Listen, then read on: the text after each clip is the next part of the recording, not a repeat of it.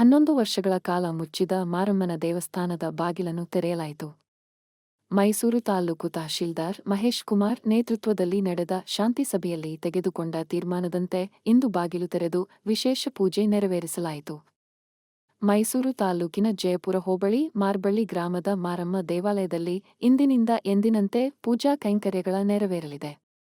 ಸುಮಾರು 11 ವರ್ಷಗಳ ಹಿಂದೆ ದಲಿತರ ಪ್ರವೇಶಕ್ಕೆ ನಿರ್ಬಂಧ ಹೇರಿದ ಹಿನ್ನೆಲೆಯಲ್ಲಿ ಭಾರೀ ವಿವಾದ ಉಂಟಾಗಿ ದೇವಾಲಯದ ಬಾಗಿಲಿಗೆ ಬೀಗ ಹಾಕಲಾಗಿತ್ತು. ದೇವಾಲಯದ ಬಾಗಿಲು ತೆರೆಸಲು ಸಾಕಷ್ಟು ಬಾರಿ ಸಂಧಾನ ಸಭೆಗಳು ನಡೆದಿತ್ತು.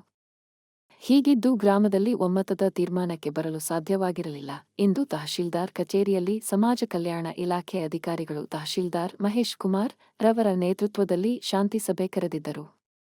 ಎಲ್ಲಾ ಕೋಮಿನ 5 ಮುಖಂಡರನ್ನು ಸಭೆಗೆ ಆಹ್ವಾನಿಸಲಾಗಿತ್ತು. ಸುದೀರ್ಘ ಚರ್ಚೆ ನಂತರ ಮಾರಮ್ಮ ದೇವಾಲಯ ಬಾಗಿಲು ಮತ್ತೆ ತೆರೆಯುವ ನಿರ್ಧಾರಕ್ಕೆ ಬರಲಾಯಿತು.